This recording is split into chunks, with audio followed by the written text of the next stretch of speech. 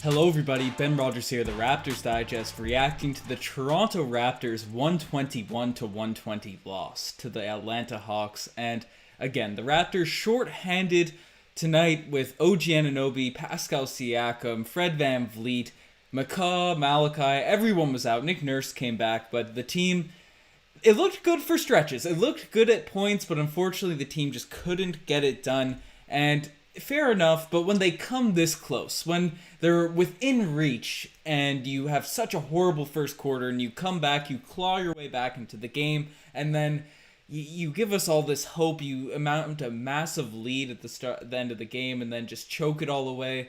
It's a tough watch. It's a horrible look.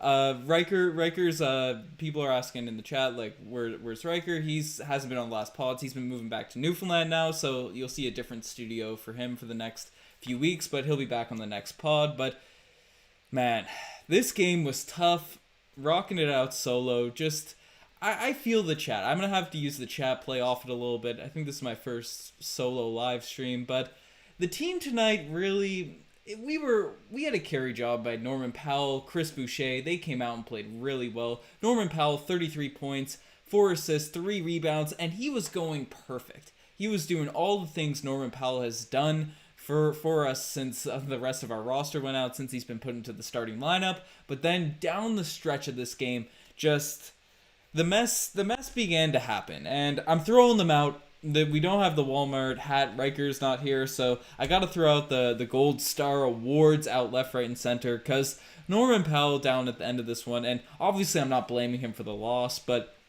for a guy that's such a remarkable free throw shooter, a guy that was 5 of 5 from the free throw line going up at the end of the game, he had 2 ones to really seal the deal. And if he hit both of them, we would have won this game. If he hit one of them, it would have been tied. We probably would have taken it to OT. And yeah, he missed both. It ended up happening, and we lost this one down the stretch. Norman Powell, for as remarkable as he played, I don't want any Norman Powell slander in the chat going on right now, but for as well as he played, it was just heartbreaking to see that loss, see him miss those free throws down the stretch. Also made a play where he drove the lane. He had a layup. He had not an open layup, but a little floater he could have put up, and then just threw a hook pass over to Benbry. That was just messy. That was messy, you know. But the play, I'm throwing out all the segments early tonight. The OG's play of the day, it's going to the guy that has absolutely killed the Toronto Raptors year after year, and he's not even good anymore. He was a promising young player at one point in his career, and, you know, sure, maybe he just saw red when he saw the Toronto Raptors and came out the potential spark, but he's a veteran now. He's been in the league, hasn't really shown much, bounced around from team to team. But Tony Snell, he didn't have a big game by any means, and you almost forgot he was out there, but he always finds a way to just rip the souls out of the Toronto Raptors. Whether he's on one of those Chicago Bulls teams that used to eat us up back in the day, or now he's on the Milwaukee Bucks and he hits these random clutch threes at the end of the games. And now, as an Atlanta Hawk, I don't even know why he's on the court at the end of the game. He only played 26 minutes. I guess it's defense and stuff, but Gallinari, 3-point shooting. But Nate McMillan had to have known that Tony Snell was going to do something. Something was going to work out, because he hit that shot. It was open. It was a bad rotation on the backside of the defense, but just a complete mess for the Toronto Raptors to see Tony Snell once again take out his arrow and just crush the soul of the Toronto Raptors players. It was tough. It was a tough look, but if you know, the Raptors on a 3-game losing streak, but we can't really get too down because the Raptors have missed basically their whole roster and their coaching staff for most of the stretch. So if you're disappointed, if you're a bit sad, but you think the Raptors will bounce back, we're on the road to 20k subscribers, so the animation's not popping up now. I'll throw it up manually, but we're on the road to 20k subscribers, so definitely subscribe, get in the like section. You gotta jump in early on these things. When the Raptors are down, there's room on the bandwagon to hop in and see what's happening. So we'd really appreciate if you hopped in the like section, like the video, really helps us out, and subscribe to the channel. So just plugging that a little bit earlier. We've been slacking on plugging the stuff, but yeah, Tony Snell. What's the chat thinking of Tony Snell? Who gives you more PTSD, Jeremy Lamb or Tony Snell? Because two of those guys, they seem to always overperform when they're playing against the Toronto Raptors, and I don't get it. I don't get it. Maybe that style of, well, I guess they're a little bit different styles, but Jeremy Lamb's that high volume shooter and stuff. But, and Tony Snell, man, he only had 6 points, 2 threes. I'm deflated. I am cheesed. I am rotted. I'm just mad at this. And I want to come into this absolutely hyped because Kyle Lowry came out, the news. There's been rumors about Kyle Lowry being traded for the past month. We've tried to cover it without, over covering and reacting to every rumor, but he came out and said he's going to retire a Raptor, whether that be on a one-day or whatever, and then Michael Grange reported that he's not going to get traded. So I was excited to come out here, celebrate Lowry, because he made some really nice passes to Boucher throughout this game, and did some fun stuff. He did some nice plays, really carried us on that run where we made that big push against the Hawks, especially in that third quarter, and then, unfortunately, just choked it. He choked us well down the stretch of this game. Made horrible passes, was forcing those passes that were really nice to Boucher earlier on, and then just made some really weird drives, some weird decisions, and I don't know. I was quite cheesed Kyle Lowry down the stretch of this game, and it's hard to. He's the Raptors GOAT. You want to celebrate him. You want to be hyped that he's going to stay because it's probably a bad time to ask, but I'm going to look at the chat, see what people are thinking about potentially trading Kyle Lowry, what your thoughts are, if you're happy about him looking like he's going to stay, or if you'd rather see him moved after a game like this. I think the negative people are going to come out more so than the positive people on Kyle Lowry. So I'm reading through the chat. I'm going to properly go through it at the end of this one, but I don't know. It was a tough look. He did have 17 points, 12 assists. I'm not trashing on Lowry by any means for this game. Not, he's still one of our main guys, but it's just tough when a veteran like that just makes some rookie decisions, rookie plays, but it is what it is. The one positive I think I want to take away from this one, and he's a guy that's been very divisive amongst Raptors fans. Everything's going wild. I got the section going crazy, but a guy that's been divisive is Aaron Baines, the insurance pylon. He came out, missed a few shots, missed a few of those open ones, got blocked by Clint Capella a lot tonight, but I thought he did a good job getting rebounds. I was fine with Aaron Baines' game tonight, and he's been solid when he's been playing this role, and even though he's a starter right now, I'm not off the Baines bandwagon. I'm not trying to trash on this guy. I thought he was all right. 11 points, made some nice finishes around the rim, but 15 rebounds, and that's the big thing with Aaron Baines. Our rebounding has just been bad this season, so when Aaron Baines isn't doing that like he was for stretches of this year, he's tough to have out there on the court. But when he's getting 15 rebounds, going up against the likes of Clint Capella, these guys, you can't blame him. You can't trash on the guy. He's not going to be an efficient scorer by any means. He's 4-15 from the field, misses 2 open threes, but I thought he was good. I thought he was solid tonight. Got blocked a lot underneath the rim, and that's probably the reason for his poor field goal percentage, but it is tough, and it is what it is, but another guy that I've sort of brushed over a little bit because I want to give him a lot of credit, and the shortcuts on the keyboard just aren't working, so I'm going to manually type them. But the spicy Pele of the day, a lot of them, they go to Chris Boucher. 29 points, inching close back onto his career high. 9 rebounds, couple of assists, couple blocks, couple steals. Chris Boucher.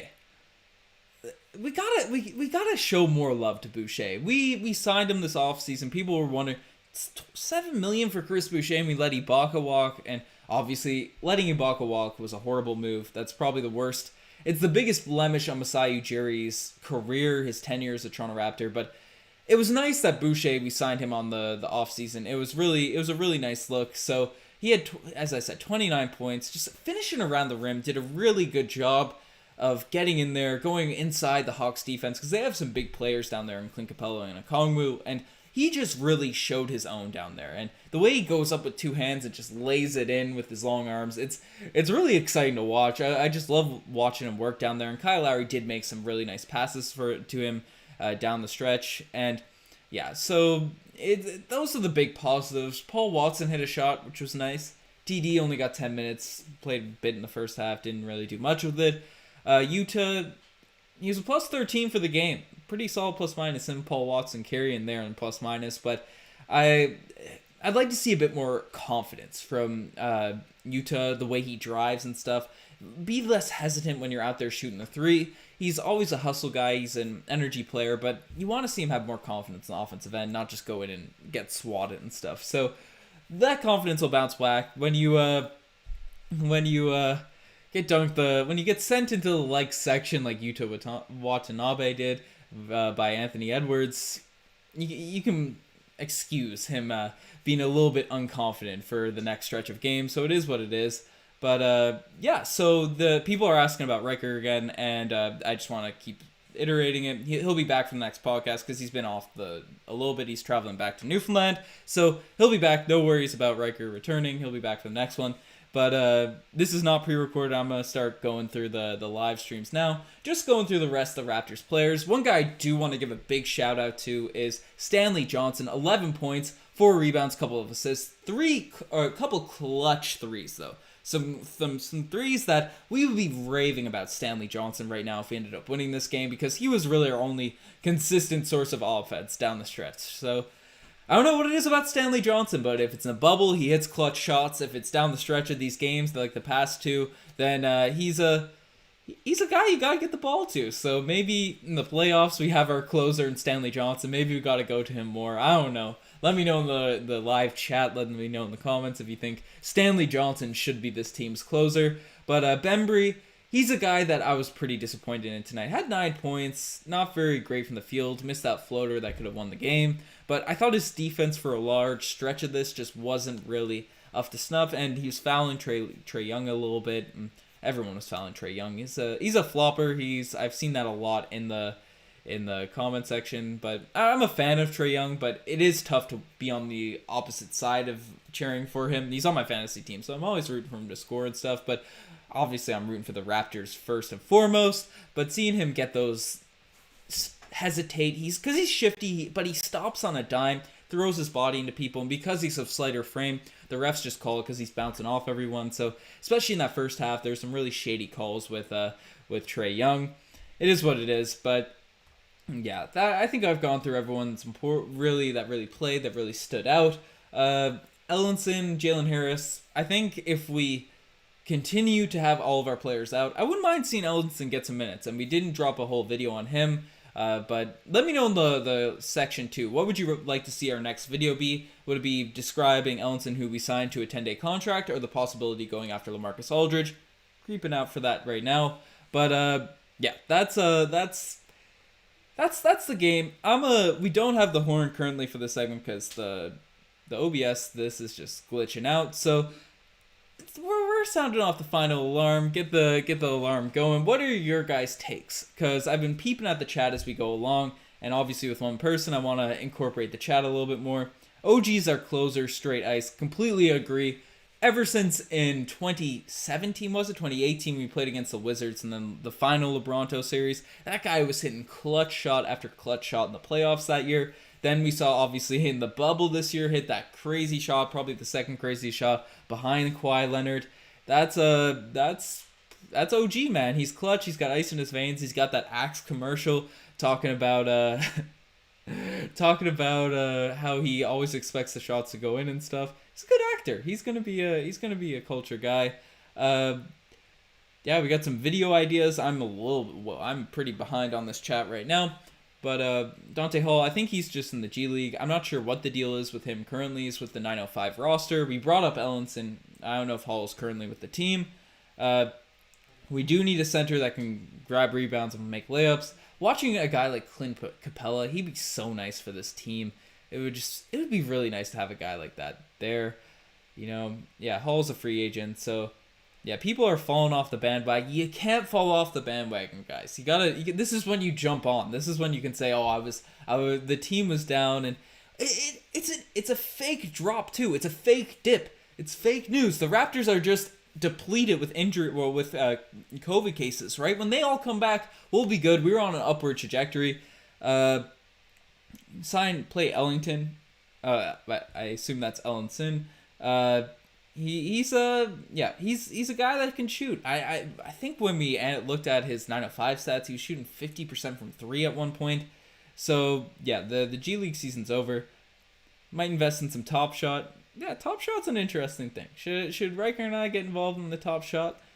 You know, we got to ride the Raptor and stuff, but JaVale McGee would be great. These centers, man. Someone that can consistently rebound, and someone when Lowry drives in, you can dump it off to him, and then they finish over anyone, finish in the lane, finish over this. That would be ideal, right? Should we just let the season go? We should not let the season go. I'm telling you, this is fake news, the Raptors being bad right now. They don't have any of their players. They don't have any of their guys. They're going to be good. We were the 4th seed a week and a half ago. Everyone was talking, I've been saying 2 seed, that's where we're going to end up. You know, if we get our players back soon, now Siakam, OG, and Fred are out for the next month, tank. It is what it is, right? The season's lost, you don't really have a shot. But if they're coming back in the next week or so, you can't lose faith. You can't lose faith in these guys, you know? Yeah, 43% from 3, some solid stats. We just need a decent center. But, again, his defense is suspect. I completely agree. Ryan Lavinia. Holmes will be great. Love Holmes. He was on those OG Sixers teams, so you gotta love those players. The earned jersey, I gotta see it on court. I don't know what people are thinking of the earned jersey, or you know, you see pictures of it, but it's not really till you see it on the court. I was low on the Raptors jerseys. I got the new one back here, the new Siakam. I thought the white one was actually going to be the best, but then I saw it on court, and I'm a bigger fan of the red and the black one. But got the white one first. It is what it is. But what's happening with Cousins? No idea what's happening with Cousins. I guess no one wants him. I guess they're looking for the Aldridges of the world, all these different players. So we'll see what will happen with that. OG will be doing art for years, obviously, you know. Right when they start playing good. Yeah, exactly, right? They're going to bounce back. They're going to come back. The Raptors, we have some cap space, but who knows if it's going to go to Norman Powell, how much he's going to command. The way he's playing this season, he's going to get a bag this offseason, and who knows, he might get more value, more money than Fred VanVleet got. Trade for DeMar. I'd love to see DeMar. Some people were what's it called? They were anti mine and Riker's takes on the trade perspective video about trading for DeMar. I'd like to see it. So, you know, I'm happy I helped cheer some of you guys up. HW, giving a few shout outs and stuff, but we do have some space to take on a bad contract, but I don't think we should do that. I would love to bring back DeMar. The biggest free agent signing we have this season is bringing back Masai Ujiri. So that's a big thing right there. Do you think we'll let re-sign Johnson? If he can bring him back on a cheap contract, that's a big thing. Bruno, he could be a small ball center. He's like Boucher. He's got those long arms. He can shoot the 3. Bruno might be a good investment. You know, someone else give the bag. Trade for picks. Nah. I want to keep Norman Powell. I think this roster is solid. We just need to get one of those guys that can really bring us over the edge. Maybe Siakam, maybe Fred, maybe those guys. OG could develop into that, but it is what it is. And yes, Wood would have been perfect. We've said that for a while. We wanted that in the offseason. He was our number 1 guy, but unfortunately, Masai Ujiri wasn't watching the offseason videos, but you guys should, as I've mentioned earlier, subscribe to the Raptors Digest, like the video. It would really help us out. We're hoping for that growth. We need, you know, we're trying to get that roll going. And the thing about it is, this is the theory. When we had the subscribers count going up, when we had the likes popping, the Raptors are winning. Slowed down as of late. You know, the likes have died off a little bit. We've been forgetting to plug it. The Raptors have been losing. Correlation, causation, who knows? I'm just saying it. Yes, the Raptors should sign Riker as a backup point guard. Riker's more of a 2. Riker's more of a 2 or 3. He's you know, neither of us are super tall, but we're pretty locked down defenders. I'm a PG. I kick it out to Riker. Riker splashes the 3s. I have little step backs and stuff. Might have to get a game when he's back in Newfoundland. We can have things are out of isolation, but you know, we're going to have some fun podcasts coming up, whether we are on an upward trajectory, downward, but I'm sure the Raptors will bounce back. I know you guys should be too, but Beal would be perfect. Would love some shooting pylons, but yeah. Riker shopping at Walmart, that's culture. I enjoy just reading the chat. It's the solo pods, you can just kick back. You know, it might be a weird look. For people that are watching after the live stream, you have to pull the chat up as well. But who's going to win March Madness? I have not been following college basketball whatsoever, but I'll I'll rep Villanova if they're in it for Kyle Lowry. That's when that's the team. The final 2K, the last 2K I really played my career, there was the colleges and stuff, and I went for Villanova for Kyle. So, I don't know. That's my take on it. I'm definitely not the guy to ask about college basketball. Definitely not the guy to ask about football. Yes, the Raptors, if you're seeing this, players are injured. I've been basically isolated for the past 3 weeks. I can come in and shoot some threes for you guys. I can throw those no-look passes. Check out my basketball mixtape on YouTube. You know, those hoop mixtapes going. But, I don't know. That's it for me. I'll stop rambling on here. I think I've gone on for 20 odd minutes. So you guys are the best for make this far. Check out the Twitter, the Instagram, all the cool stuff. Check out the TikTok. Right, I've plugged it a little bit, but the TikTok, it's not Raptors Digest 0, it's Raptors Digest. We've made a new one because we were shadow banned on the other one.